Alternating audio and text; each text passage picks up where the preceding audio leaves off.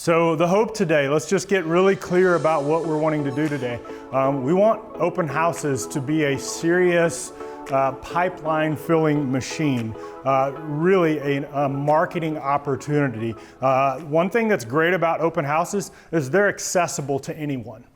Whether you've been doing this 20 years or 1 week, open houses are accessible to anyone. So no matter where you are in your business, this is such an easy, not easy work, but it's such an easy opportunity for you to be able to take advantage of. So, but that's the hope, is that this would really be a business building, pipeline filling machine. Now think about it. Let's think about this first. How often do we describe open houses that way? I mean, how often do we describe open houses as, man, my pipeline gets filled up because of open houses? It's not usually the way we talk about them. Sometimes we say they're slow. Sometimes we like, I'm not saying all negative stuff. There's good things about them, but I don't think we usually think about them to that level. So let me just ask to get a feel here. What's the least number you've ever had in open house, and what's the most? Anybody else had some zeros? Yep. Yeah, I had a 0. Some zeros. Zeros happen to the best of us, right?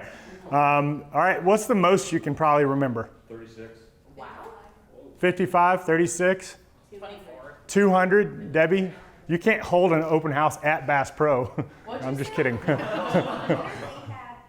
anticipated that it would be busy, and so Andy helped me.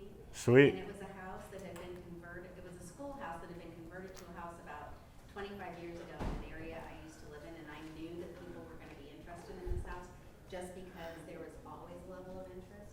And Andy could not believe it. I told him we're going to have over 100 people here. Wow. And he could not believe it. It was like non-stop people. That's awesome. For one thing, it was a historical building for the location, and it was out towards Willard.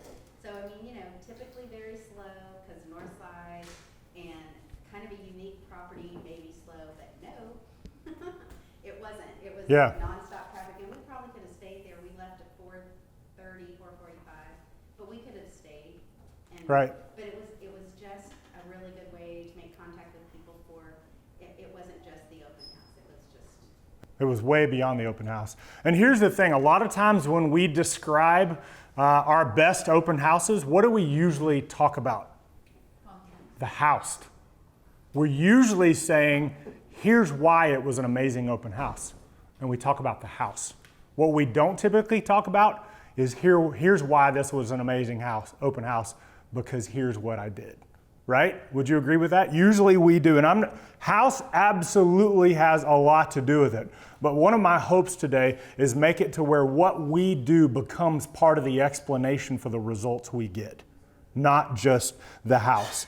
I would say that for most agents, and I myself included, especially when I started open houses, for most agents, you really would be better off staying home and calling people for 2 hours, right? Think about it. If you're just going to spend really 3 hours there and back and doing the open house, think about it. If you really just sat there and called through your database for 3 hours or called a neighborhood for 3 hours, a lot of agents, it'd be time better spent, right? I mean, that's what it's about. We want to walk away with leads. That's what we're hoping to accomplish from that. So I want you to see it in that light, really, because what we want to do is make this the most productive 3 hours of our week. We want to make this 3 hours absolutely worth it, and it's an opportunity we don't miss, and I can call people all the other days of the week because I am not missing this. See, I just believe it doesn't have to be the way that we've often thought about it. And so today, my hope is that we're going to talk about that. But before we even go there, I want to deal with one thing. And Debbie and I were talking about this just yesterday or the day before. We need to talk about one thing that'll sabotage your open house or help it right off the bat. And it's what you believe about open houses. It is what you believe about open houses. Call it mindset, call it whatever you want to, but what you believe about them absolutely will affect what you do with them. Here's what Debbie said. I wrote it down the other day. I jotted it down as soon as she said it. She didn't know she was being recorded. She said, if you don't love them, don't do them. Because people can tell. People can tell. They can pick it up. I guarantee people were sniffing me out when I was doing open houses 15 years ago. They were like, this kid wants to be on the golf course. He doesn't want to be here. And they were exactly right. They were exactly right. But if you don't do them, you shouldn't. If you don't love them, you shouldn't do them. But here's the thing. What I'm not saying is if you don't love them, don't do them. What I'm wanting to get at from that is what does this have to do with? She's saying that what you believe about them absolutely impacts what you do with them and how they work for you, the results they get. So that's the first thing that we really need to deal with, and you've got to deal with, we've got to get honest with. What you believe about open houses is historical, right? It has to do with what has happened and what you've watched and what your experiences are. And I think what we need to be able to do today is start fresh and be willing to believe something totally new and totally different about open houses. We need to change what we believe about this event called the open house. So that's the first question I have for you. Are you willing to do that? Are you willing to believe that there's totally something left on the table? There's a lot of meat left on that bone, as my father-in-law would say. There's a lot more on the table that could be taken. But to see that, to have that, we have to let go of everything that we've believed about open house. Think about this, and I believe this. If you wanted to, and there's agents, I've heard testimonies of agents who do this. If you wanted to, you could build your entire business off of open houses. They have that much potential. And so my hope is not to say, do that, but to say, let's do open houses with that kind of fervor and that kind of excellence to where we can build our businesses off of them. And so it's your mindset. It's what you believe about them. So say this with me. Repeat after me. Repeat after me. I know nothing about open houses. I know nothing about open houses. Today I begin. All right, very good. We're together. We're in sync. We're in unison now. We all know nothing. And it's not that we don't. You know so much about them. You've had the experience. And honestly, I believe the reason you showed up today is because what you do know about them. You want them to be more. You want your pipeline to be full. And if they can be better, you want to be able to do that. So I want to encourage you to look on your sheet, get the checklist looking sheet. The sign, we'll talk about that in a little bit, and I'll give you some thoughts about that. But if you look at the sheet we have, it starts off with kind of a summary, and maybe you need to read this again every once in a while, that open houses are really one of the core marketing strategies that you can use to build your real estate business. And I think so many agents scrape the surface when it comes to maximizing their full potential. We just put a few signs in the ground. We might put an ad in the paper, probably not these days. And we're going to share it on Facebook and hope some people show up. And these tactics, they get a few lookers here and there. And honestly, those 6 people, 8 people, 10 people, it may, and you've had greater ones than that, it may get you a buyer. That's great. But with what we have available today, we can make open houses locally go viral, right? I mean, and he's going to talk to you about that. We can make open houses so much bigger than they've been. And so enter the Grand Open House event. And there's a little bit of play on words. Grand opening, Grand Open House event. Go with that, okay? And think of it like that. A grand opening event designed to maximize exposure of the house, to promote your brand and your services, and ultimately to generate a massive amount of leads. All right? So let's just get after it here. So we're going to walk through this sheet. I would encourage you just to focus on where we're at instead of looking ahead and, yeah, I do that, or I'm never doing that. Just stick with me, okay? Let's just walk through this. So the first thing that you need to do is you need to choose a property. And I would encourage you to do this a couple of weeks, 10 days ahead of time, because as you're going to see, you're not going to be able to pull off an open house the way you've done it in the past. Honestly, I would say this. If you follow this formula for an open house, you do 1 of these a month and you're doing good. If you do 2 a month, you're busy. And I'm not saying with the leads they generate, I'm just saying it's gonna take that type of work to go into it, right? So I would rather you do this. Plan a really well done open house that gets you a massive amount of traffic and leads that really fills up the house. You're better doing that than getting an 3 open houses that have 4, 5, 6 people a week, right? And I get it. Yes, you may be able to pay a little bit better attention to those 4, 5, 6 people, and maybe that's all true. I get that. If you get 100, 200 people, you can't pay attention to every person, but it does something beyond just the open house, and we're going to talk about that. But I would encourage you in this. Choose a property a couple of weeks ahead of time, at least 10 days ahead of time. New is better, not new construction, but if you can do it for a new listing, I would tell you this. This is a great way to generate traffic. Instead of having the listing hit on a Monday, Tuesday, Wednesday, Thursday, Friday, Saturday, have your open house clicked on Sunday morning at 8 a.m.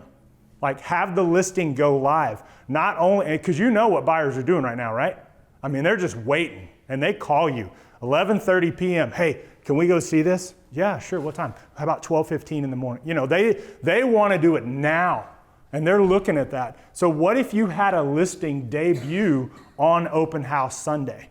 Or you debut it even on a Saturday and say we'll be available to view on Sunday at the open house. Generate the traffic. So if you can pick a new listing and hit that double at the same time, that's a great way for you to be able to line up the buyers and get multiple offers, because that's one of the things it does. Think about it. If I'm a seller, I want multiple people walking through my house. And you know how it feels. When you show a property and you show up and there's 3 other people looking at that house, what does your buyer say? Dude, if we want this, right? Your buyer's like, if we want this, we better get it.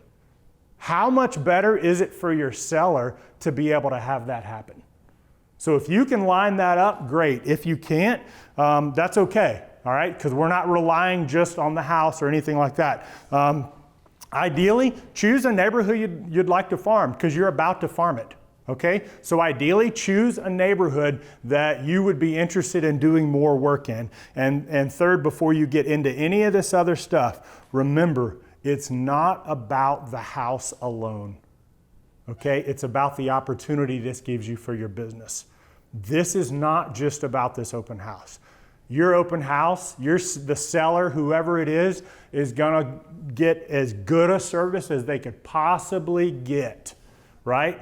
It's gonna be amazing for them, but it's not just about them. This is way bigger than that. So first, choose your property. Second, create an event outline. Use this document, but you need to get down your details. Create an outline, fill all this stuff out, make a plan. Don't wing it. You wing it with planning your open house, it's winging it for results, okay? If I want 50 people to come, if that's my goal, I need to make a plan. How am I gonna get 50 people?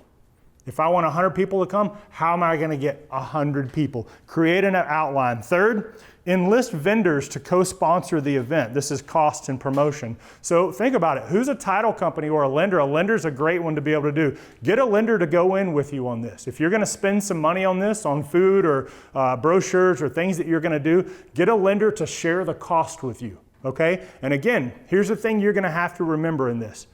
When you talk to a lender, they have in their mind what an open house is, right? You have to train them. You have to teach them differently to think about this as well. You can't go ask a lender to spend $200 on what they know an open house typically is, right? You're going to have to give them a whole new vision for what open house is. And the same thing for a title company. This is an event that you are creating. They are sponsoring an event, not an open house. Okay, there's a big difference there. So enlist vendors. Fourth, consider a Friday night event for friends, family, neighbors. I think this is a particular type of house, but a house like the one that you just talked about, Debbie, that's one of those that you could probably basically do a double promo event. All right, so for one, I know that I just moved a year and a half ago. And if my realtor, well, this is just weird to say because I'm a realtor, I get it. But if my realtor were to say to me, hey, you're about to be leaving your house, you're about to be moving your house, what if I threw you a party at your house for all your friends, family, anybody and everybody that you want to invite?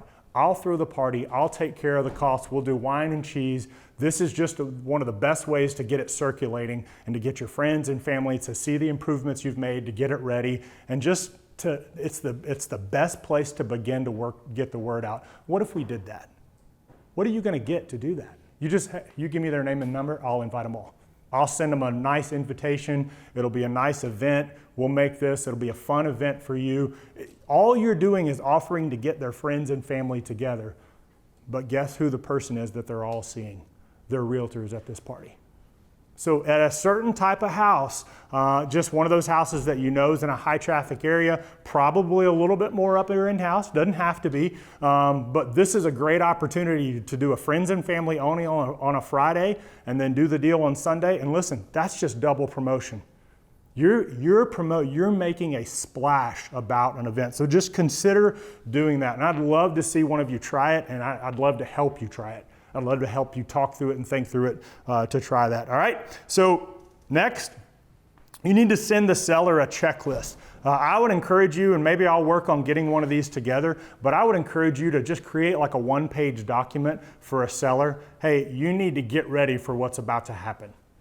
Right? Because what you don't want to do is do all this work and you show up and Fido is on the couch and there's a poop on the floor and the yard looks like it's an Amazon forest. You don't want to do all that. You need to tell them and be very clear. And here's the thing you're doing. You're also setting expectations for your seller. You're teaching your seller how you roll in that moment. Does that make sense? Think about this. You do this type of event that we're going to be walking through here, your seller, I guarantee they're going to be telling, dude, my agent is going nuts with this. My agent is amazing. You should see what they're doing. I guarantee it. If you do an open house like this that people have never seen before, the person who's living there will talk about it, but we have to train them to talk about it. So that's the other point. We have to train the seller too. Because all the sellers that we have, when you say open house, they think, oh, okay, open house, great. Aren't those just, they're reading, if they read any articles right now, they're reading, articles, open houses are just for the listing agent. Open houses don't work anymore. You don't need them anymore. They're reading all these. You have to set the stage for what the open house is with your seller. So tell them to get out, don't be there, mow the yard, make it perfectly clean, put away your guns and jewelry, get the dogs and cats out, make it smell amazing. You just have to train them to think differently. And listen, you tell them, I want leads here. Don't be apologetic about that. I want 100 leads because you know what? If I can get 100 leads, I hope that I can bring you 5 offers instead of 1. The best way for them to sell their house for a maximum price is for you to contact as many people as possible. So don't apologize for saying, I want 1,000 people to show up at this thing. Don't apologize for that. Why? I want to get you the best offer and I want to get you multiple offers. Okay, so you have to set the stage for that. So let's generate traffic. That's what you're telling them. Friends, family, coworkers, neighbors, they all know people who know people. And that's really your seller becomes one of your biggest promoters. Not you, but the houses. I need you to share this with every family member and friend you have. I need to share it at your work. We want to spread the word about your house because we want the biggest and best offer that we can get. When it comes time for you to sell this house and make an offer or get an offer, I want you to have choices. I want you to have options. And so that's spreading the word. Okay? So we have to prepare our seller, make a checklist, make a little list, have an email template that you use, and I can help you do that. But next, order food and refreshments. You got to prepare 6 days ahead of time or so, at least by that Monday, if not before. I would encourage you to just get creative here, right? This week, Trent Jackson brought the staff a whole box of tropical smoothies, and they're just sitting in ice, and it's a whole box of them. You could bring that if you want to. If you're going to do that, I don't know if they sell like little Andes cups or something, but what if you had Andes and you put that on the brochure? Bring the kids too. Don't just come alone. Bring your kids because I have Andes here. Well, how much do I get? I don't know, a lot. Go ahead. I think it's really fun when you have things that people aren't expecting it. But sometimes you have to be really careful about it because small candies can get stuck in the windpipe of kids' throats. Some kids have allergies. So you have to be a little bit thoughtful about it. It's always safe to take water. Yeah. And it's always safe to take some sort of a cookie, I think, like a sugar cookie or something. So don't take like nut-infused jawbreakers. Maybe. Yeah. Yeah, And that's weird. Is the law change because before they told us don't provide any food or You anything. can't advertise that you have So is what it is. Well, the challenge is you just have to watch inducements. You have to watch inducements. Can you say on your brochure, sponsored by, treats provided by Andy's? I don't know. The line for that inducement, that's the, You shouldn't need to do that anyway, I don't think. right. Just be careful, make it, Yeah. You could say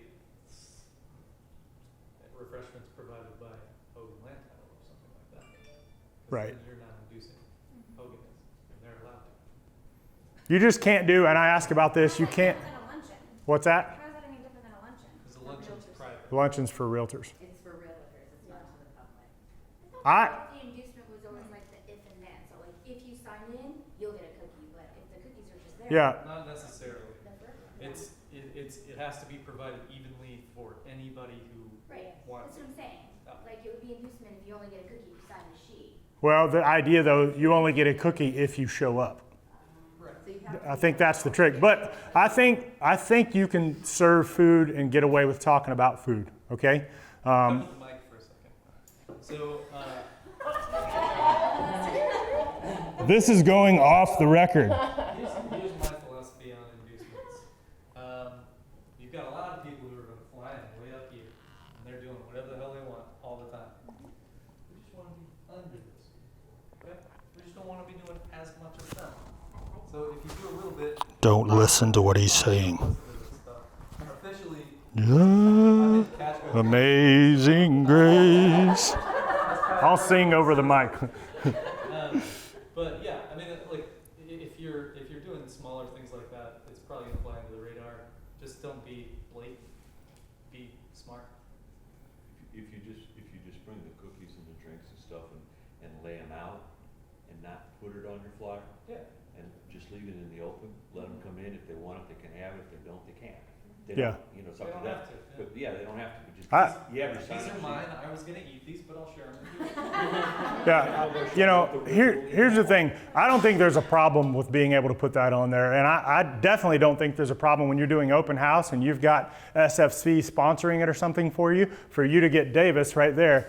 Get Davis in the front yard grilling the burgers and the hot dogs while people are walking in. He'll do it. He just Right? He'll do it. Right? Davis will do it. What about like on your Facebook event? Absolutely. Yeah.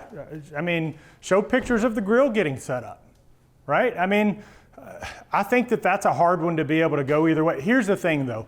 You want people to show up and want to stick around.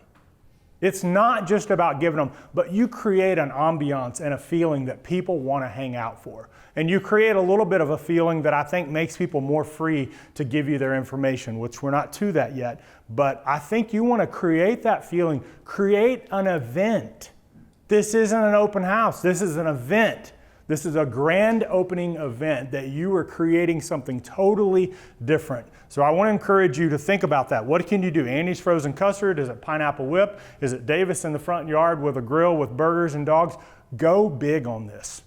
And yes, you may spend a few $100s to do it, but listen, if you knew you're going to walk away with 5 buyers and 3 of them have a listing, would you pay $500 for that? You should say yes. It's absolutely worth it. So that's how we have to think about that. I'm getting ahead of myself. We're getting into marketing stuff. But order your food and refreshments. Make it an event that people are happy to be at. They're happy to bring their kids to. They feel welcome, respected, provided value. And make sure any food, you clear it with the seller. Okay? If you're going to do spaghetti and meatballs, make sure you talk about that. Okay? All right? All right. So here's the next step. Preview every listing in the area. Be a master of the area. And I would say this, not just every area. I would preview at least 3 homes that you would show somebody looking at this house. I would preview more than that. I would make open house week a preview week, because when these people walk through the door and they say something, one of the questions you may end up asking them may cause you to need an answer of, oh, have you seen that one then? Be an expert on the market. Know the neighborhood. Preview everything you can. Next, create a follow-up video. This is before the open house. So don't wait till after, before the open house, the week before. Make it now, prepare it, whatever you want to do. I would probably make it the week before, that way you can get specific even with the address, but you could even do a general one. But make a video that you know the Monday morning after, everybody who came to that open house that you have their email address, they're going to get that video. Build that follow-up in place. And it's going to be simple. It's going to be something like, hi, this is Chris Bryant. I met you at an open house yesterday. Thank you so much for coming. I simply wanted to let you know I love what I do and I'd love to help you do what you do. If I can help you determine the value of your home, if you're interested in knowing about properties before they hit the market, because I have a pretty good beat on that. I hear about a lot of properties before they hit the market. Reach out to me. I'm here to serve you in any way I can. Have an awesome week. Until my next open house, we'll talk to you then. Just something simple. It's just a touch, okay? And if you need a script for that, if you need help with that, let us help you do that, okay? We've got, Justin is a beast with videos. Kyle can help you. I'll help you. You have the resources there. Stella's doing a lot of videos now. She'll give you her tips. Let us help you do that. But make your video before the open house ever happens, so the day after, you're just hitting send to those 50 people who gave you their email addresses. All right? And then last, practice your conversion scripts. You just need to Google this, look it up, practice it with each other. You need to be thinking about what key phrases, questions, answers will likely give you another opportunity. That's the thing you're after here. Think about this really simple. What key phrases, questions, tidbits, what can I say that will simply give me another opportunity? Your goal is not to get a listing from the people that walk through the door. Your goal is not to get a buyer out of the people that walk through the door. Your goal is to get another conversation with them. Your goal is just to move it outside that open house to the next step. Remember, we've talked about this before. Don't try to get them to marry you at the open house. Just get them to go on a date with you.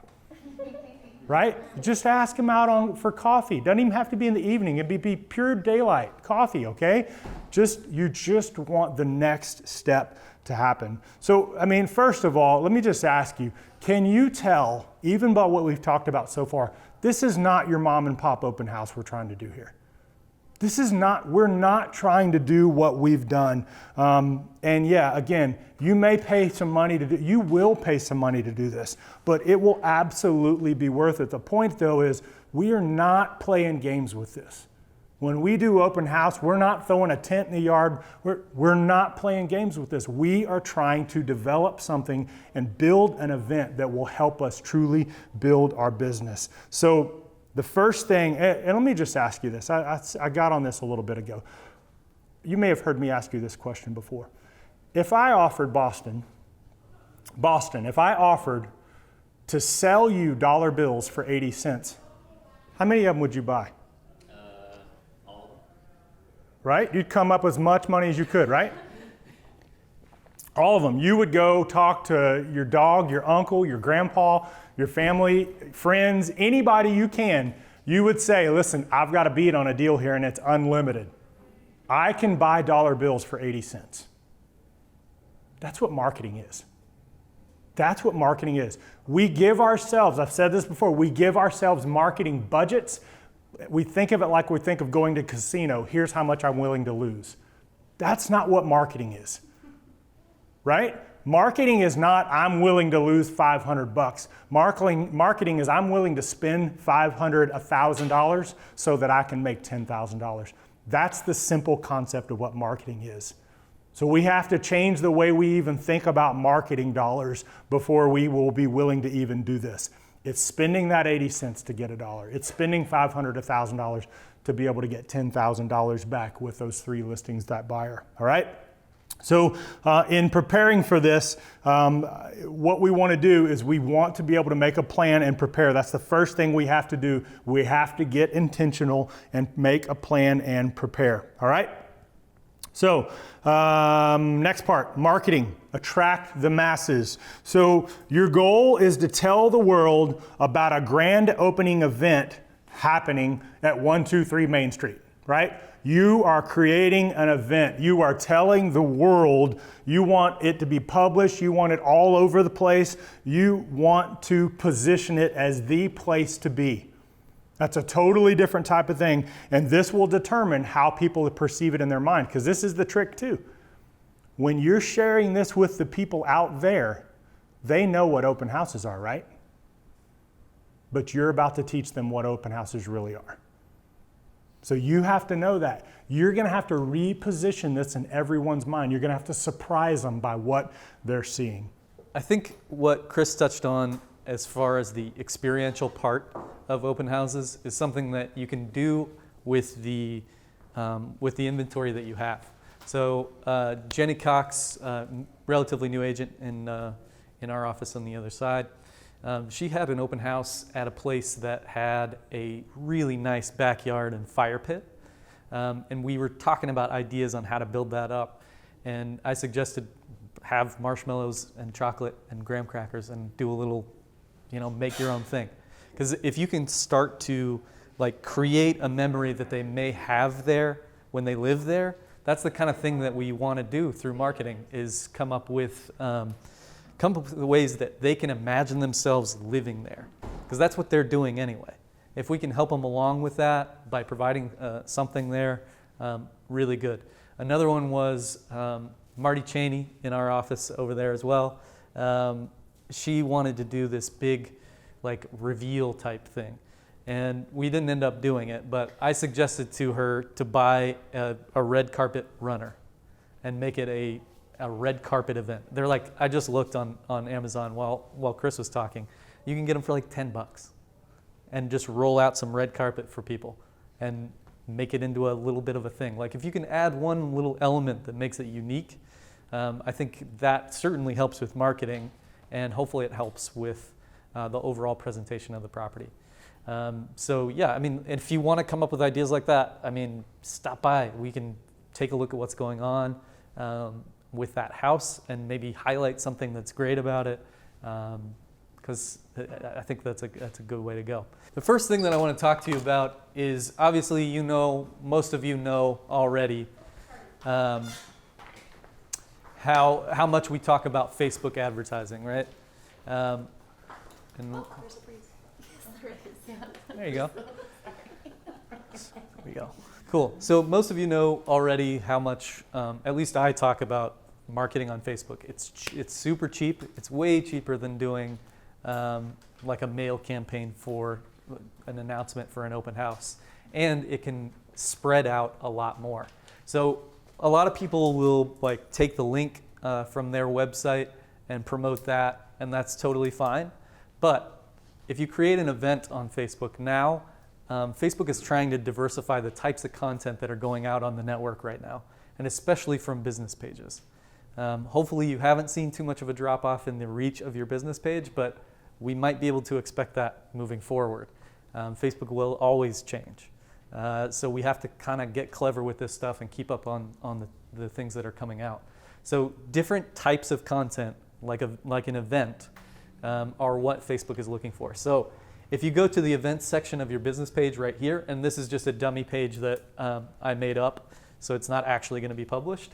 If you go to create event, one moment. There we go.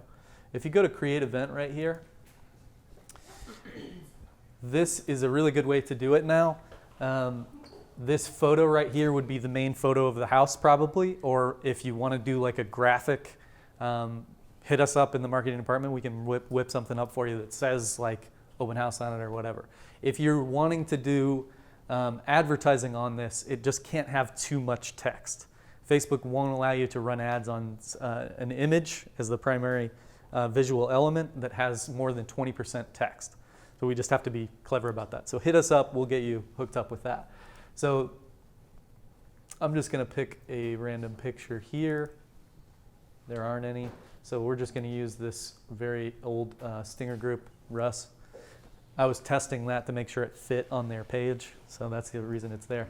But you can imagine this would be the property or graphic. And then the event name might be something like Red Carpet Open House, just to use that example from earlier. So, and I just picked a made-up address there. You would have your own address. And then your location would be not my name. It would be the address. So 1234 Main, and it should pull up the available addresses on Google Maps, or it's not Google Maps, whatever Facebook Maps is. So put that in so people can get driving directions to it. The description, obviously you would just write something catchy. You can probably use your marketing remarks there too if you're not feeling inspired to create something new there. And then your category would probably be home on here. And then your frequency would probably be occurs once. And then you would just put in your start and end date, end times there. So if we go to the 29th, well, there we go, the 30th. This mouse is being awesome right now.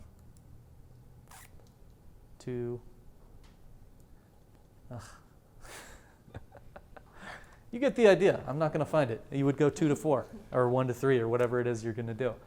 This is where this can really get some more traction for you guys. So when you're creating your own event on your own business page, make Murney Associates a co-host of the event. Right here. What does that do? So add that, and that'll put it on our page as well as yours, and it'll make it a post. Okay? So it'll show up as a post on the Murney feed, which has about 10,000, not trying to brag here, but it has over 10,000 followers. So that'll definitely help you out as well. The other thing about this that's really great is you can do, so I'm just going to go ahead and publish this. Oh, I need a description.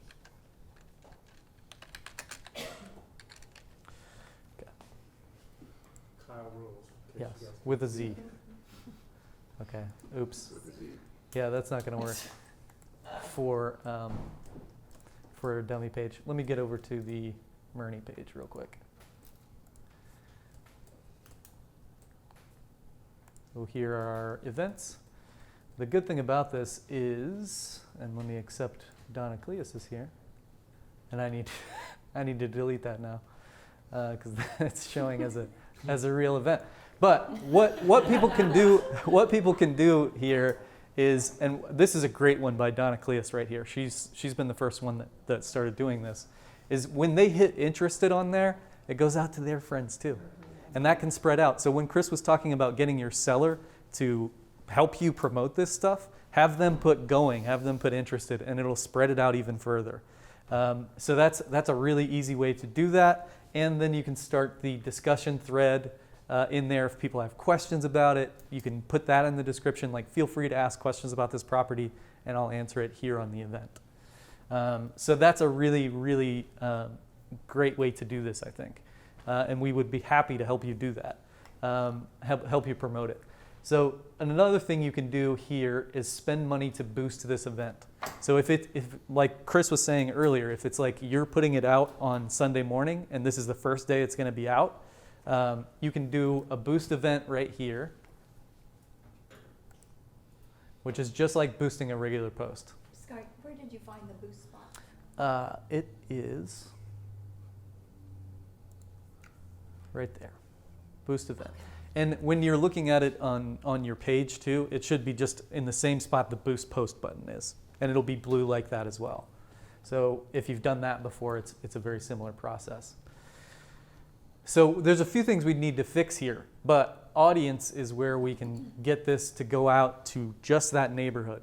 And again, instead of doing a mail campaign for like a just listed or something like that, you could do a video, an event on Facebook and show it to an entire neighborhood for about 1/10 of the cost that it would take to do mailers in that area. So if we go right here, this particular open house I believe is in Millwood. So I'm going to try to locate that on the map real quick. So if I zoom in here and find Millwood on the map, which is this one right here, right? Isn't that right? Yeah. Okay. So I'm going to do drop pin, which is in the right corner. And I'm going to drop it right on the middle of Millwood. And that's going to create this really big radius, 10-mile radius. And we want to go right here to this down arrow next to the lat lawn and change that to a 1-mile radius.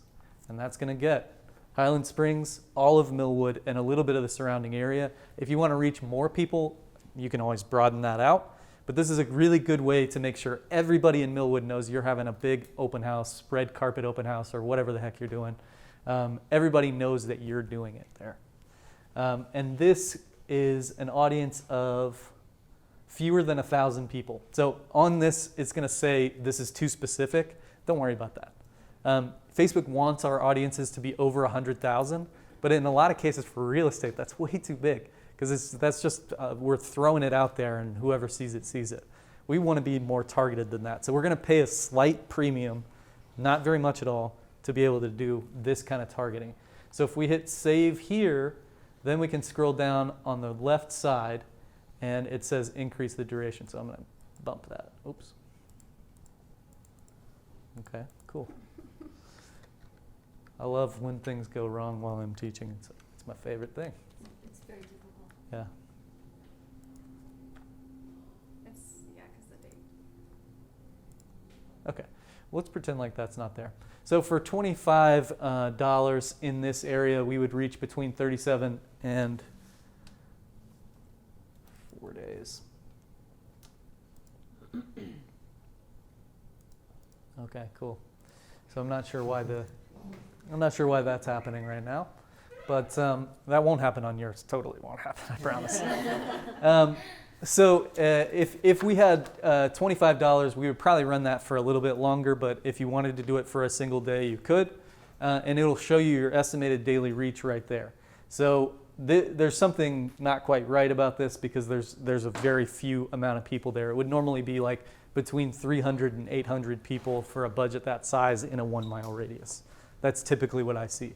So I would estimate that you're going to reach about 500 people per day. And if you run it for 4 days, that's about 2,000 people for $25. A general rule of thumb with advertising like that on Facebook is you want to spend $10 and reach 1,000 people, which is a very good deal. So this will work properly in yours, I promise. So if you want to stop by to run that first ad and have help with it, that's totally fine. I would be glad to help you multiple times with it. So that's one way to make sure that a lot of people are going to see it, and especially with an event that can spread out organically as well with the going or interested. And the great thing about that is a lot of people will mark interested even if they have no intention of going because they want to be seen associated with that event. I'm guilty of that too because I don't like to leave my house.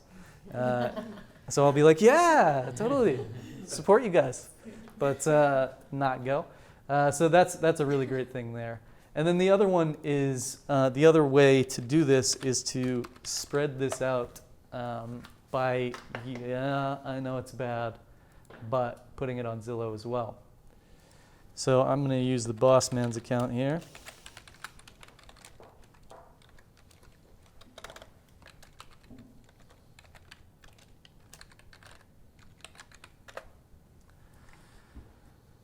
So adding an open house to Zillow, you will have to have a Zillow account first. If you don't have one, it's really easy to set one up. If you need help with it, just let me know, and I can help you get that done. Go to listings whenever you want to set up an open house, and let's just do this top one right here, Bancroft. You would go to My Listings, go to Edit Listing, and scroll down past photos and home facts, and then your open house is right here. Unfortunately, Zillow doesn't pull that information from Murney.com, and it doesn't pull it from Flex. So it does have to be manually entered on Zillow. And it works really, really well most of the time. Ida, we had some trouble with one the other day, but we got it figured out. It was fine. Zillow just kind of works like that. It's not a perfect system, and I think we all are aware of that. What do you mean by entering it manually, just the time and day? Yeah, right there. Okay. Yeah, like on other sites, it pulls that information in automatically, and you don't have to do a thing. Here, we do.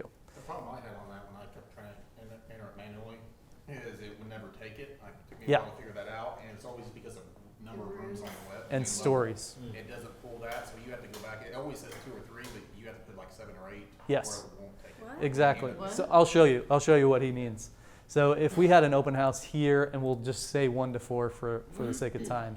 If we scrolled all the way down to the bottom, we could hit update for sale by agent, and it's very likely that it would throw an error, and it would take you to the field that had an error. It could be this one right here, number of stories. It could be that. Sometimes it puts 0 on the number of stories, which is impossible. So just fix that, put in your appropriate number of stories, and then total number of rooms. Like this house on Bancroft has 4 bedrooms. So Zillow pulled in total number of rooms, they pulled in bedrooms instead. And that's because they kind of suck. Just fix that, put in the correct total number of rooms, and then hit update for sale by agent, and you'll be fine. Okay? Any questions on either of those two things? It's a very similar setup for Realtor.com too. You just sign in, go to listings, and add an open house. So that doesn't have monthly pool either? No. No. Huh? You have to do Realtor.com manually too? Yeah. But after you do these things a couple of times, it only takes a minute, and it's worth it. Because people do search on Zillow and Realtor.com more than we wish they did.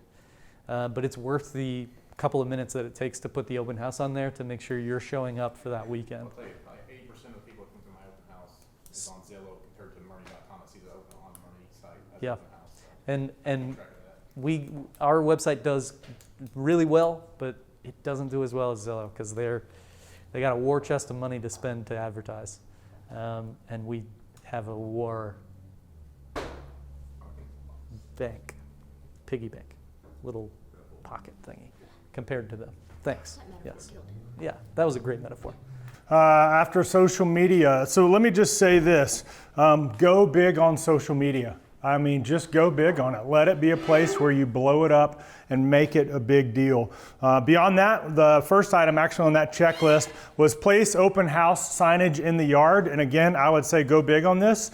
I would encourage you to go beyond Open Sunday Rider. You can buy those things that stick in the yard and looks kind of like an arch. Yeah, like a teardrop thing. You can buy one of those and use it on every open house forever, right? That should last a few years. I think they're about $120. I don't know if anybody's looked, but I would encourage you to buy something, do balloons, do flags, just do something to draw attention to the property to show that this is something bigger, okay? It was funny, yesterday I was Googling around and apparently there's people now that buy mannequins and put them on street corners. Open Sunday. It is creepy awesome. So if you want to really get people's attention and just dress them differently every time, and anyway.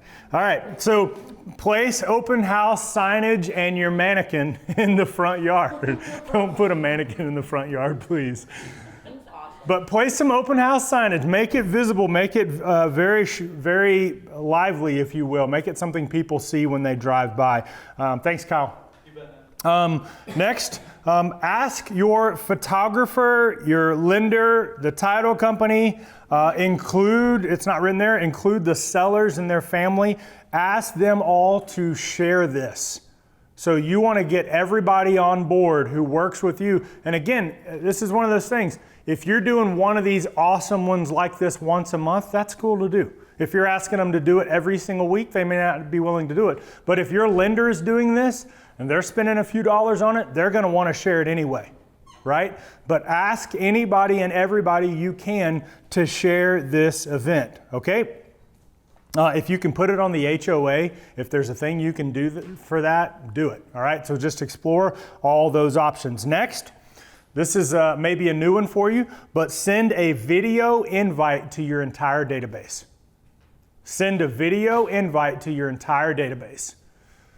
And so again, that's just a simple video. You're at the house. You're giving them a reason to come. Hey guys, Chris here. I hope you're doing well. I want to invite you to an event that I have planned next week, a week from now on Sunday. It's a grand open house event at 123 Main Street. There's going to be food. It's an awesome house. I'd just love to see you again. And you probably know somebody that would love this house because it's a great house. So I just want to invite you to come. I hope you'll come. If you have any questions, or maybe you have a question about your house, whatever that is, please call me, let me know. But I hope to see you on Sunday. It's just a simple touch, right? And what are you doing in that moment with your database? You're not just touching them, you're saying, man, that's awesome. they're going to look at this and go, that's what she does. They'll probably say, she didn't do that with my open house, right? You're getting better at what you're doing though. You're growing in your craft, if you will. So send an email invite, and you can just do an email, but I would encourage you to do a video. And listen, you don't need to use BombBomb. You can. That's an app that you can do it. But with your Murney account, okay, with your Murney account, you have a YouTube account. Right? So all you're going to do is and this took a little finagling. I even had to call Kyle the other day for the video that I sent out. So you record your video on your phone. That's what I did, right? You can take note. There's an app called like Teleprompter 2.0. You can buy a teleprompter app. So a lot of the videos I do, not all of them, that one I did this week wasn't, but I'm actually looking at my iPad, the script is scrolling, and you can't tell that, but it's just a teleprompter. My iPad, what's recording, and my phone will do it too. And what's it? Teleprompter 2.0, I believe is what it's called. I can check with you after. There's a light version so you can try it, but if you use that, it'll leave the logo on it. So I would buy the $5, $10, $15 version. It's worth it. It's a great app. When you have, like when you're doing a market update, it's really nice because you want to be on point. You want to be able to say your 3 things. So look at that teleprompter app. But you're going to record a video on your phone. You're going to upload it to YouTube. And all we're going to do is get the link. We're going to take a picture of the video to where it looks like that's what people are getting in their email. You're going to post that picture in your email and then make that picture a live link to the video. Does that make sense? I can help you with that. But see, BombBomb is a service. It's a great service to where you can just put your videos right in the email and they click on it and it opens up the video. But this is just a hack that's really easy to do after you do it a couple times. So if you need help with that, I can help you, Kyle can help you. But send a video to your entire database. Wish them well. Great to see you. I'd love to see you again. I'm going to have, Andy's there for the kids. Bring the kids with you. It'll be a fun event. It's just a great way to touch your database and to generate more traffic. Okay? They may be there just to see you, but the people that are interested in buying this house don't know that. Right? They don't know that. They just think, oh my gosh, this house has got lots of traffic. Again, you want to create that feel, okay? So get your video, tell them you'd love to see them. They know somebody who wants the house. It's a great opportunity to touch base. And it just shows them how you're running your business, okay? And if you might even ask in that, hey, let me know if you know anybody that needs an invite. I'd love to reach out to them. It's a simple thing that you can do as well. All right, next. Personally invite 100 neighboring homes, and I would go knock on doors, right? And some of you say, oh, I hate knocking on doors. Listen, did we think we're going to do an awesome open house that totally changes the game by doing the exact same thing? No, we're going to have to do different things to get different results, okay? And here's the thing about this knocking on doors deal. If you don't want to do it, you don't have to do it. Go in twos if you want to. That's probably not a bad idea. But I would encourage you to think about it this way. Knocking on doors is not just about getting people to the open house. Knocking on the open house is really a reason for you to knock on doors. Okay? And I can tell you this, your best interaction with a person is probably not them coming to your open house. It's probably the conversation you're having right then and there. If anything, they may say, no, not interested, don't want to go there. But if they shut their door and they walk away and say, man, that person was nice and man, they work it. What happens when they're ready to list their house? This is the thing we know about this. You're having an interview through this entire process. You have no idea who's walking into your open house or whose door you're knocking on. Every step of the way is an interview. You just don't know who's interviewing you. Does that make sense? What's up, Zizi? Knocking on the door, this is big thing. That's how I started my business in Nixon. That's good. That's good. I remember I used to knock on doors. I don't do it anymore because I don't go looking for listings anymore. But it's a great opportunity. And listen, you may get, and think about knocking on doors like this. You should think about it like this. We kind of forget this as adults. There's not pretty much one thing that doesn't take practice to get better at. Hang on, let me unplug that.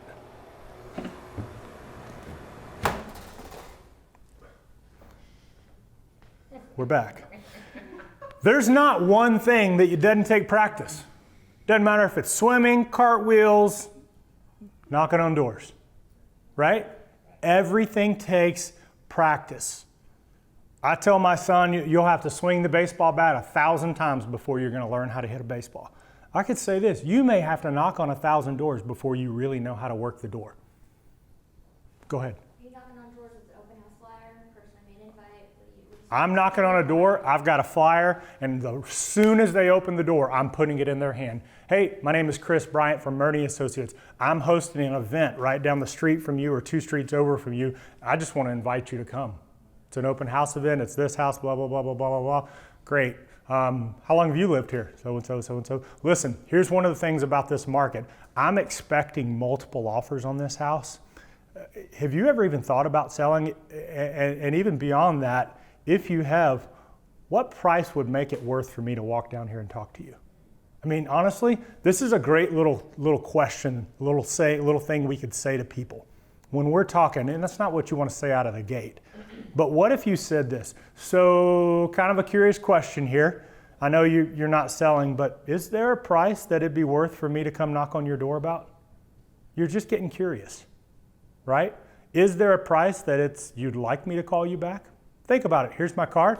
Hope I can see you on Sunday, right? All you're doing is looking for that simple interaction. But remember this, the door knock is not about the flyer. It's not about the open house in that very moment. This is about you're looking a person in the eye, and that is a valuable moment. Use that moment for all it's got. Make the most of that moment by treating that person as kind as they've ever been treated. And, don't be fake to them, but be kind to them. Be curious about them. Your goal is really to get them talking, not you talking, okay? So I would encourage you to go knock on 100 doors, okay? And don't skip this one. Don't skip it. Go knock on doors. Have your brochure in hand. Again, I think that in this market, it's an easy thing to say. I'm expecting a multiple offer situation. Just out of curiosity, would you have any interest in selling for one of the buyers that gets disappointed by that? Right? So just think about that question. Write it down, practice it, think about it. All right, next one. Send a mail invite to 200 neighboring homes. To me, that's just a postcard. Just go with get Kyle to help you design a postcard. I know Jerry Vaughn does this for every one of his open houses. He just makes it a point. I'm going to find 200 people to send out a postcard to. I would encourage you to do that. Well, do I do it to the same people I knock on doors? Yes. You want them to see it from every angle. So send a postcard out to 200. Call it the Grand Open House event. Don't just say open house 2 to 4. Give a little bit of details of what to expect. Next, call 100 neighboring homes. Again, you're looking just in that general area. You look at RedX or Mojo or Sly Dial. You can buy the phone numbers that surround that particular house. Okay? They're not always going to be great numbers. I was looking at somebody using Mojo the other day in Parkcrest, and they looked at my in-laws, and I know my in-laws have not had that home phone number for at least 8 years, and that was the number listed for them. All right, so you're not always going to get the best information, all right, but you're going to get some information. So I would encourage you just to make those calls, and if you're going to skip any of them, skip that one, but don't skip that one. Just try it. What you may find is, man, I'm great on the phone. I'm not so great knocking on doors. So knock on doors, call them, send them a card. You're hitting all 200 people, 150 people in the area. You're hitting them from every single angle. And then here's the next one. Personally call and invite 10 potential leads. All right, so potential doesn't mean this is their perfect house, but if you've got 5 buyers waiting in the wings, just tell them, hey, I'm going to be at this open house. I'd love to just see you. Come by. If there's anything that's new that hit the market, we'll talk about it then. Just invite your potential buyers that are just looking at real estate right now. Tell them to come by your open house. It's another contact for you. It's another place for them to see you doing your thing. Okay, so just figure it out. How do I call 10 people? How do I personally invite 10 people that I know, they know me, I'm going to do that. And then last but not least, strategically place 10 to 20 directional signs. So I would map the neighborhood, print it out, and I would mark the spots. What are all the best places that I can do it? And then go set them out the morning of, first thing in the morning, pick them up at the end of the day. This is if you have a runner or a nephew, whatever, go pay them $30 to do it. Some agent in here yesterday said I was going to pay my nephew $200 to go put out 15 signs, and I was like, I will do it for $200. I'm like, you can do it for cheaper than that. You know that, right? And I would say go bigger here, okay? And there may not be enough. I think we provide directional signs. Some of you get your own directional signs with your name on them. Whatever it is, you may need to order ahead of time, okay? So make sure you get those directional signs in place. And again, just go big here. I would encourage you to go at least a dozen. I would go for 20. I would try to hit every intersection, everything I could to direct people to that open house. Again, if you're gonna spend the money, spend the time, do the work, all right? Get those directional signs out there. Next, so marketing. Anybody have any questions on marketing before we move on? Would you do it the morning of, I guess? Directional signs, yes. Yeah, I do them the morning of. You'll end up, what? The morning of the open house? Yeah. Yeah, you'll. Put them out on Thursday. That's what I was told, to put them out on Thursday.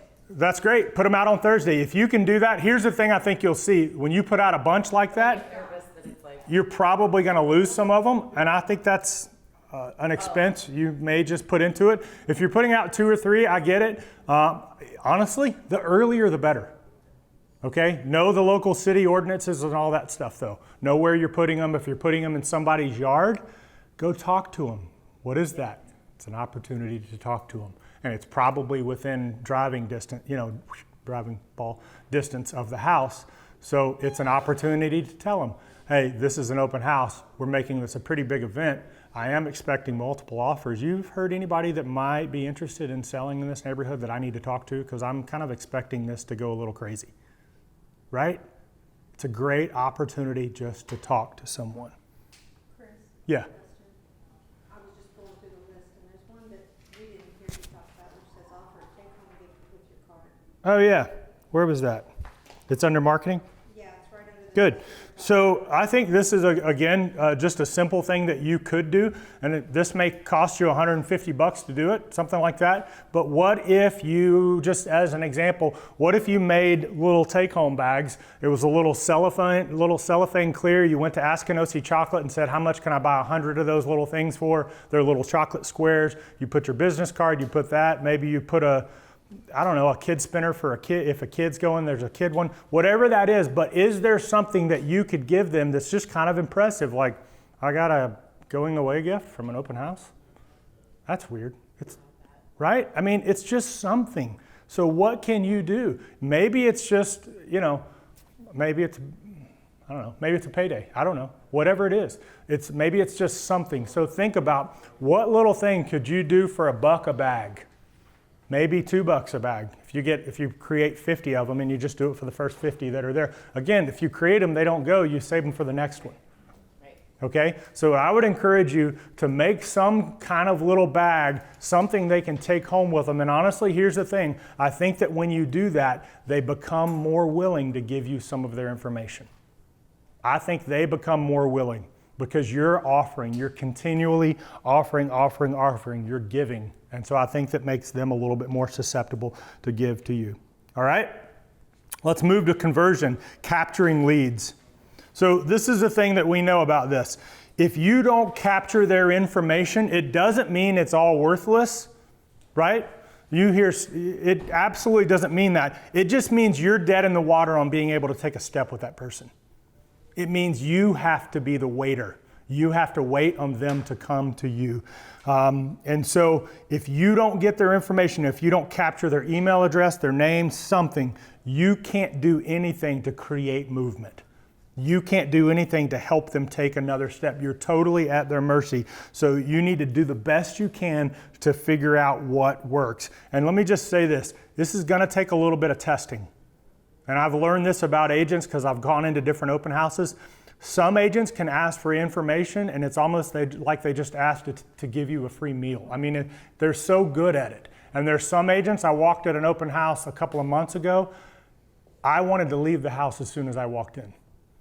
The way that they talked, it's like, hey, sign into the open house before you come in. And it's like, I'm going to slap you. I mean, it was not kind and quite. It was not kind, and here's what it did for me. The moment I walked in, here's what I thought. The moment I walk in your presence, you're asking something from me.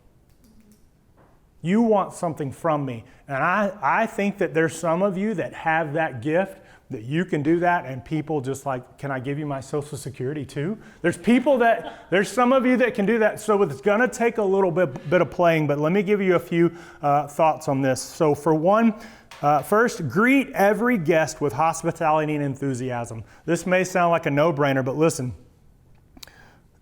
for that 2 hours, you make the people that walk into that open house feel like they just entered like a rainbow, like they just entered the best place ever. Like, to be in your presence is happiness. Help them feel welcome, at home, look them in the eye, give them your attention, focus on them, and help them feel welcome just to be around you and just to be in that home. So greet them with enthusiasm. Give me a little enthusiasm. Greet them with enthusiasm and hospitality. Next, use an iPad to sign up as a sign-in kiosk. I would have this like on a little table. You can even get little stands that aren't too expensive. But here's again, some of you would say, well, why not just use a sign-in sheet? You can do this, but listen, Open House Pro, Open Home Pro, Spaceo, Home Spotter, these apps, they're just great little tools that makes you look more professional. Okay, and I know this, so when I downloaded that app, Open Home, here's what it looks like. So it's sitting on the desk. When people walk in, it looks very simple. It tells them what to do. You're not telling them what to do. This tells them what to do. And you've got this at a nice big kiosk that welcomes them. It's where their little gift is, all that stuff. But it just says touch to sign in. This is the first screen your open house visitors will see. So touch to sign in. They touch. All it says is what's your name and email. You may want to use one that does phone number. Honestly, I think if you've got their email, I think people are more willing to give you that. And you can do something with that. Okay? So it may be that this is what you try to get on every single person, their name and email. And if you get a little bit more dialogue, hey, I see you signed in, but I know that didn't ask for your number. Let me text you my number so that you have, you know what I mean? You can take that up another level, but this is something people are much more willing to give. So I would encourage you, get an iPad, make it visible, put it on a stand, make it the first thing they see. Okay? Get back to my notes here. All right, so use an iPad. Plus, it doesn't rely on handwriting, which we all know. Some people just purposefully go blah, blah, blah, blah, blah, right? And this is the thing, I hated this. I saw this the other day. I was looking at one of these and it said, make sure you write in 2 fake names. What is that? Don't write in fake names. And if you've done it, sorry, but don't be fake. Don't write in fake names. Don't put, Jerry Seinfeld there. Don't do that. We did a Jen on Facebook or whatever, and they came back and one of the ladies' phone number was 777-777. Aaron Saxon associate. So you know what I did? I thought, well, maybe she works there. So I called and asked her. They said no. So then I looked her up. Well, would you like to sell your house, Aaron? Right. Use it as an opportunity. But listen, you don't have to write in fake names. I get it. People picked it up off the idea of put in money in your tip jar. That's different. You're telling them what the jar is for. They know what a guest sign-in is for. And if you do that, that's fine. I just don't think you need to. Okay? But that little iPad app I showed you, you don't have to have that. You don't have to do that. Okay? And people don't know who else has done what. It's not there. So it's just, I think it's a great way to be able to move towards getting more information. Some people don't care, they'll do it. Some people, you're not going to get them to do it no matter what.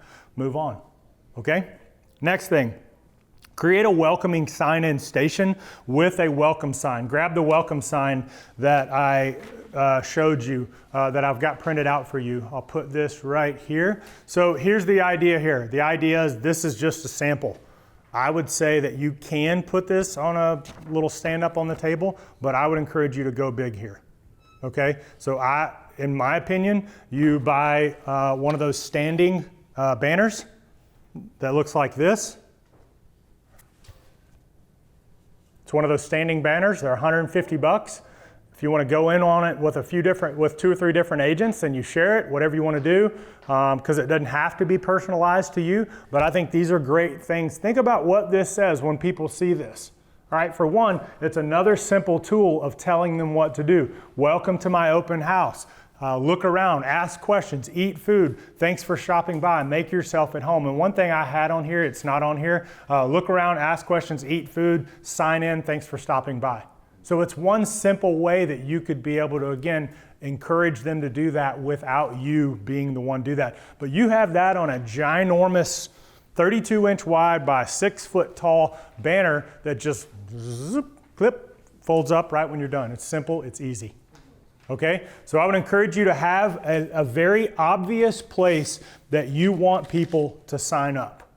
A very obvious welcome station that lets them know. So you can use the kitchen bar. I think it's better. I wish I had one of those right now. Those little 2x2 tabletops, little 2x2 tabletops, 2 feet by 2 feet that can go up and down, telescope up and down. I think even something like that that's sitting this high, it's right at the entry. There's a sign right by it. The iPad's sitting on it. Your cards, all the little gifts are surrounding it. That's a little station I think people would stop at. Okay? So create a welcoming sign-in station with a welcome sign. So here's the thing, and I'm saying this maybe again. We are meaning-making machines. We're always making sense out of every little thing we see. You want the first impression they get when they walk into that house to be the best impression they can get. People they are judging you the second they walk into the door. They're judging the house, they're judging you. The very first thing they see that has your name on it, the very first word they hear out of your mouth, they're making sense of you. Help them make the best sense possible from the very second they meet you. And I think a great welcoming station is a great way to do that. And you hang out there. That's where you're hanging out. You're welcoming them. You're pointing them towards that. I have a gift for you. I hope that maybe you have some that are specific for kids that walk in. Whatever that is, you're telling them what to do. Hey, there's Andy's over there. There's this over here. Be sure you check out the backyard where blah, blah, blah, blah, blah. Okay? Make sense? So a great welcoming station. Another idea would be to use guest survey clipboards. So I wouldn't use the full size. I'd use a little half-size clipboards you can buy, and you can just have. I've done this before. You can have 20 little clipboards just sitting there that are active. They just have a little card in them, and basically what you're trying to say there is, I value you and your opinion. I'd love to know what you think about this house, right? So you're just saying, and you've got a few simple questions on there. What did you think about the interior, exterior? What was your favorite feature? What do you think is one thing what's one thing that this house doesn't have that you would be looking for in a home? Right? So that's saying something about the house, but you're beginning to transition even in that moment to them. So use a little half sheet to ask them that question. And again, put their name and their email address. Okay? It's just a simple way for them to be able to do that. I'm not saying you do both of those. Maybe you do. I think there's no harm in getting it twice if they sign in and use that. All right? Next one. This is a little more organic, but ask and answer good questions. So you've got to learn good questions. Listen, we've talked about this before. This business is about conversations. Every closing had a contract. Every contract had an appointment. Every appointment had a conversation. You're getting down to the ground level. Improve your conversations, improve your questions, figure out what questions, what conversations you want to engage in to give you another opportunity to capture that lead. So maybe a question, I think this is simple, is how does this home compare with what else you've seen? Right? You're just trying to get a little bit you're giving them an opportunity to talk, you're valuing their opinion, and you're learning, oh, this is the first home we've seen, or we've been looking at open houses for 6 months now. You've just learned something, right? How does this compare with what else you've seen? Another question might be is, how did you learn about this open house event? How did you learn about this event? Where are you finding your homes? Good question. Where are you finding your homes? Again, we have an agent, or we looked at Murney.com, or we find everything on Zillow. And when they say they find everything on Zillow, you can say, do you know not everything's right on Zillow? right? That's an opportunity for you to have more conversation. Another question would be, have you seen anything on the market that you've liked lately? They go pretty fast. Have you seen and missed any? You're just trying to, you're asking questions to get them talking that are concerned with them, but you also are going to learn a little bit about it. So I would encourage you to write down your 5 favorite questions and bring them with you. Don't have to reinvent the wheel. Don't have to think about them. Write them down. Bring them with you. And then also, I think some of the things you're going to hear, you got to be ready to answer. If they ask you the famous question, how's the market? What are you going to say? Depends. Where do you live? Market's different everywhere, right? It's not the same everywhere you go. Well, it depends. What price range you thinking about? What price range you talking about? Depends. What neighborhood are you in? You just use that question, and this is beyond open houses. Use that one in the grocery store, anywhere, everywhere. If somebody asks you how's the market, they've just said, please come into my world. Be ready to do it by knowing how to respond. Okay? Next. Make an offer to send a property valuation snapshot of their home. This is an offer people probably get all the time, but it could just be a simple postcard. It could be a small card that's in that little gift bag. It could be that something that's on. I've seen one of these huge banners like that I just showed you, and somebody actually had on the banner, "Can I help you, determine the value of your home?" And that was the offer. So that's a simple thing, though, for you to be able to offer. So it could be any way you want to do it, a banner, a postcard, a sign. But let me say this, too. This is just an opinion. I would encourage you not to call it a CMA or a comparative market analysis. People don't know what that is. Property valuation, property evaluation if you want to. But talk their language, not yours. Okay? Next, make an offer to send neighborhood reports or school reports. If they have kids with you, hey, I notice you've got little Billy and Susie, little kids over here. Can I send you the school reports? Can I send you this? You're just offering, is there something else I can send you to help you? Can I send you the neighborhood report? Can I send you, if they show you any interest, hey, it might be helpful for you to see what's happened in the last 24 months in this neighborhood. You mind if I email that over to you? I can do that in a quick snapshot, right? And then the last thing I've got there is test, develop, and refine what works. This is the thing. You're not gonna come out of the gate hot here. Like, you're not gonna have all this figured out, okay? It will take practice, it'll take trial and error, it will take testing and improving, but you'll never know, you'll never know until you try, and 2, you'll never know until you track it. Track every dollar you spend, track every heartbeat that walks through that door. Okay? Don't let your app be what tracks the number of people that came through the door. See, part of what you're going to try to improve is, okay, I had 60 people come through, I had 30 people sign in. How do I make that number get better?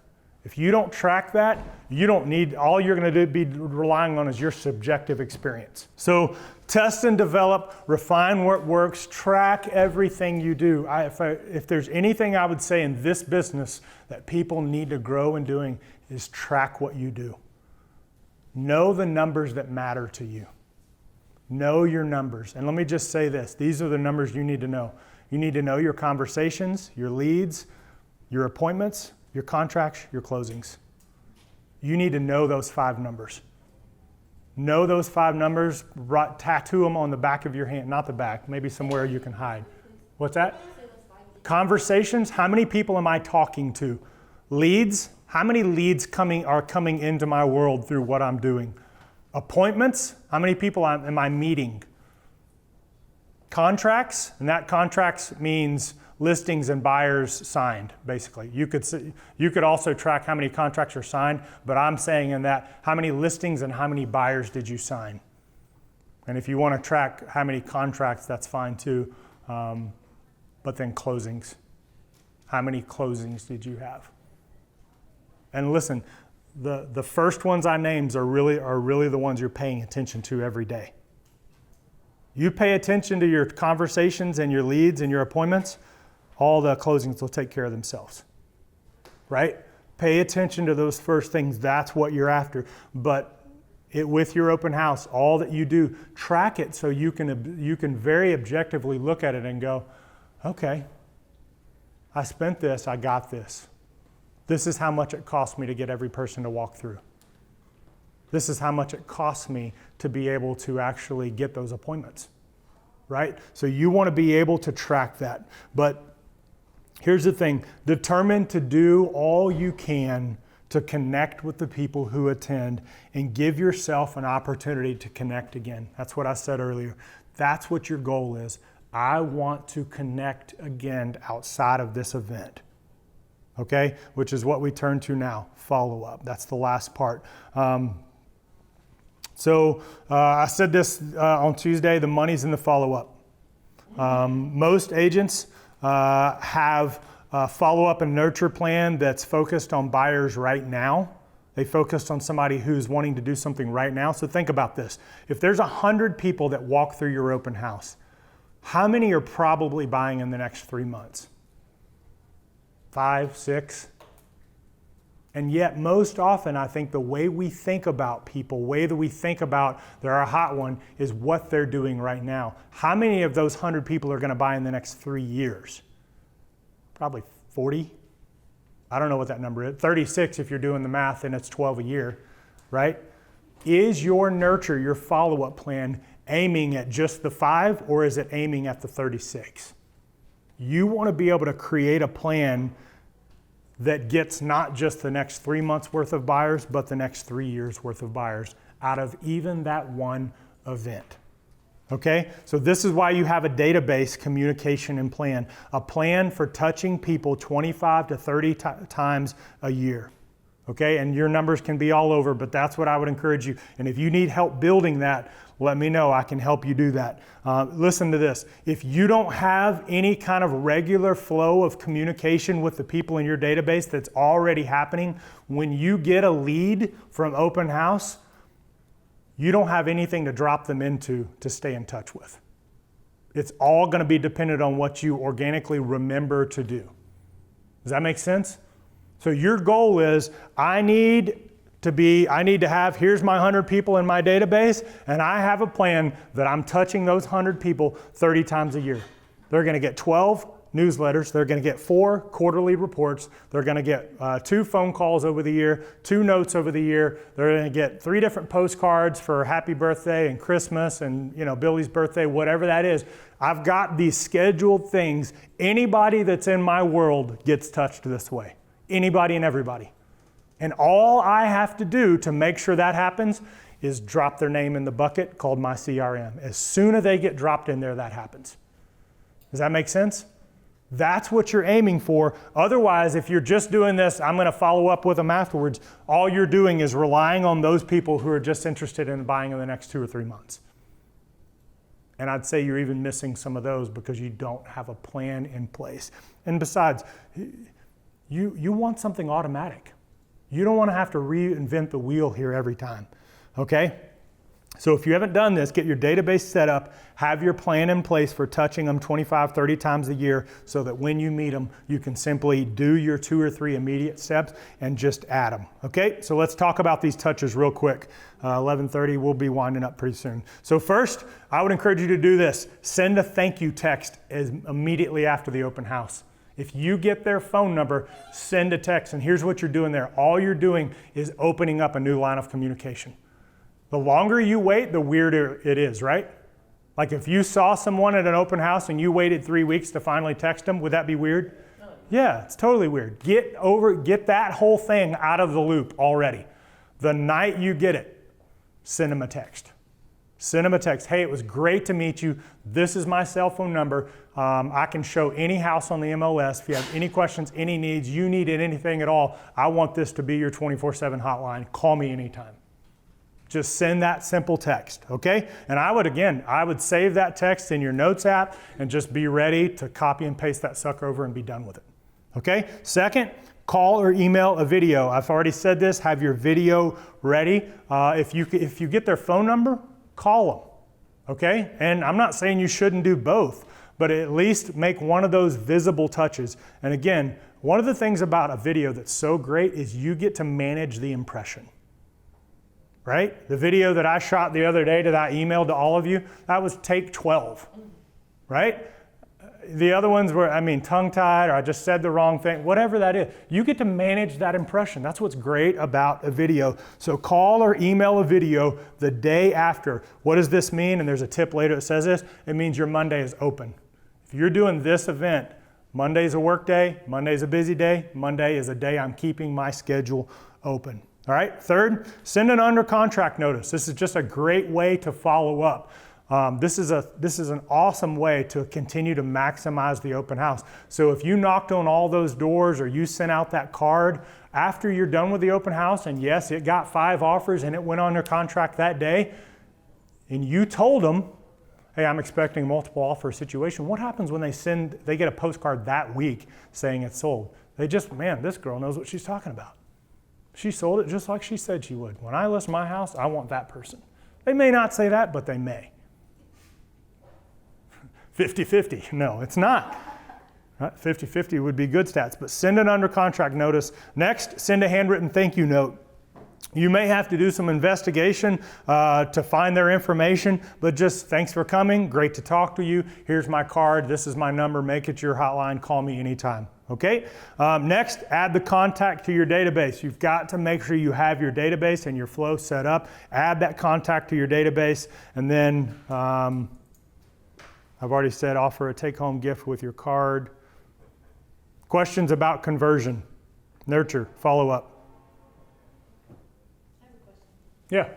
So you set all this up, do all the work, and Saturday it goes under contract before the open house. I'm so glad you asked that. I'm so glad you asked that. Absolutely. And I would encourage you with this event, you let the seller know ahead of time, if this goes under contract, we're still going to have the event. And here's why. A lot of contracts fall through these days. A lot of contracts fall through. We know this, right? Am I right? Yes. Contracts fall through more than they used to fall through. Contracts are very open now, all right? So I think you set that up at the very beginning. Before you spend $1, before you do anything, you tell them, here's the plan. And if anything goes wrong with this contract, I want 3 backup buyers ready to roll. You let the people coming know that it's under contract? Oh yeah, that's fine. You can tell them that. I wouldn't put up a sign when they walk in the house. We did receive a contract on this house that is agreed to, but there's a lot of boxes that still have to be checked. Please come in, look around, enjoy some food. I'd still love to answer any questions you have about the house, because I have learned in this market, in this day and age, things aren't done until they're done. So I hope you still love this house. Good question. Yeah. Questions, thoughts on that? I think in other markets, like in Texas, they continue to show a house even when it is pending. Right. The sellers do. So it's not totally uncommon. Yep. I've had sellers say, yes, please show it, and go ahead and write it back up. I've had sellers. And you can share that. In this market, we know how things are going. A lot of sellers are asking us to write backup offers, so we want people to come through. This is that good of a house that it's worth still walking through. Right? Okay, let's hit supplies real quick. This is obvious stuff. Tons of business cards, color brochures, sign-in station equipment materials. This is kind of a worksheet for you, so I'm trying to help you out by just giving you your checklist. Buyer packets, listing packets. I would have a market analysis on the property, not to give out, but to be able to reference. And if they're interested in it, let me print one to you and I'll send it to you. Don't give that one out. Okay, I have property disclosures available. Again, I would have one set. This is my set. If you're interested, I'll send these to you in an email tonight. Okay, quarterly market reports. I would always keep the latest market report. It could be a conversation piece for you. It could be something you can put in their hands. We're going to be having another one come out in 1 week for Q2. You're going to be hearing more about that, because I hope you'll use that, not just for open houses, but for your marketing. But have quarterly market reports. The latest one, I would have a small handheld notepad, not called a phone. There's my phone. You want to be able to, I would encourage you just to have something like that, something small, something in your hand that you can jot a note in along the way. And when you talk to someone and they said this little detail and it's important for you, I don't think I'd write it down right then and there, but as soon as they round the corner to go look at the living room, I'd just jot something down. Make notes along the way. okay? Because when you remember that stuff, it matters. I remember you said your son plays baseball and he needed a big yard. This house just came on the market. That stuff matters, okay? So I would encourage you to do that. A residential sale contract, or a laptop, something that you can actually get to business with. And then other tips that I'd say to you is this: dress the best. I would encourage you to be dressed better than the people that are walking through the house. And I know this is an opinion, but I would encourage you to look good when you are in that open house, okay? Wear your name tag, stay off your phone, make your notes, stay on your feet if you can, track your attendance, keep your schedule available right after the open house. This is a fault I think a lot of agents do. I wouldn't plan dinner with the whole fam that evening. I would plan to work that evening. And if you get freed up, that's fine. But at least for, if your open house is 2 to 4, which maybe if you're going this big, I would maybe go 1 to 4, right? But if your open house is 2 to 4, you might say, okay, from 1 o'clock until 6 o'clock, I don't have anything scheduled, okay? If you're gonna do this, be ready to receive. Be ready to get something out of it, okay? Keep your schedule clear on Monday afterwards. All right, we just covered a lot of information. Questions, thoughts?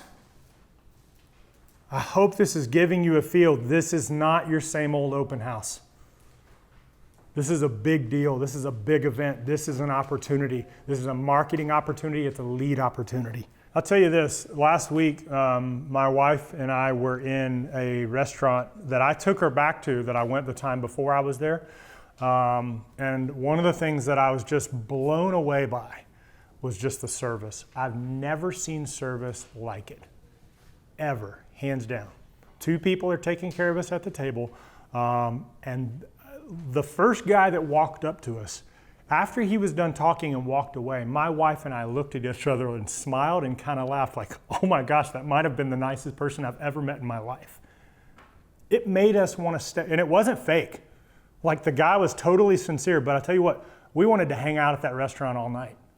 You were treated like royalty. The food was pretty good too, but you were treated like royalty. It made a difference. So let me just say this to kind of end our time.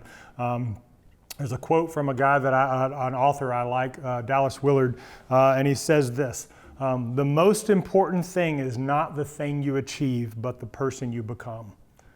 And it may not seem like that's so relevant. That's too big of a phrase for open houses here. But listen, what we're talking about doing here is beyond what you've done. It's going to push you outside of your comfort zone. And I would just say this, this isn't just about you doing an event awesome.